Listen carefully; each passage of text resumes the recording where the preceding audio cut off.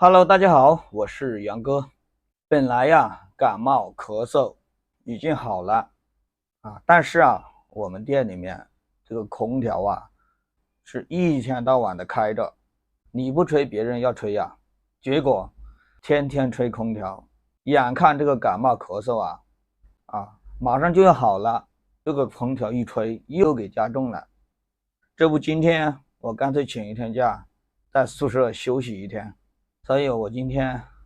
必须要给自己再扎2针这2针是属于特效穴，希望能够尽快好起来。这2针呢是董氏奇穴上面的一个特效穴，叫虫子虫仙这是一组导马穴，是专治呼吸道方面的一些问题，支气管炎哮喘、气喘等等一些问题取穴呢是在大拇指的根部往下画一条直线跟这个外侧它是平行的这过来根部过来1寸就是虫子，这1寸再过来1寸就是虫仙穴但是扎这个手上扎手上是非常的痛，为啥呢？因为手是人的一个末梢神经端末梢神经扎起来是比较痛的。今天我要来扎一下，感受一下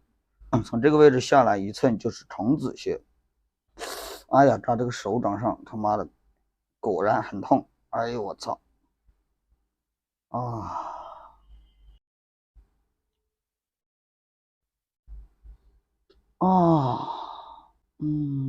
好胀哎呦妈的，疼得我汗都冒出来了扎这手掌上比扎手臂上痛得多。捻一下针行气效果会更好，胀的受不了再扎一针虫仙穴从这个针下来1寸就是虫仙穴。如果怕痛的人尽量用套管针，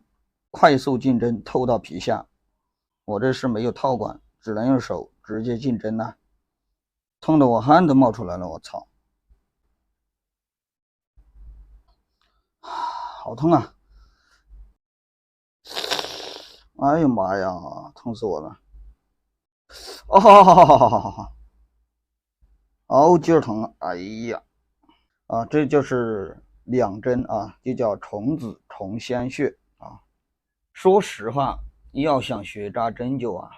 是一定不能怕痛的。你越是扎得慢，它越是痛。你只要拿着针一下子捅进去它就不痛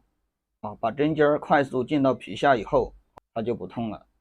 你皮都没扎穿，你慢慢的进针的话，它就非常的痛。扎上这2针以后我就感觉我这个气管胸部这一块就舒服很多了。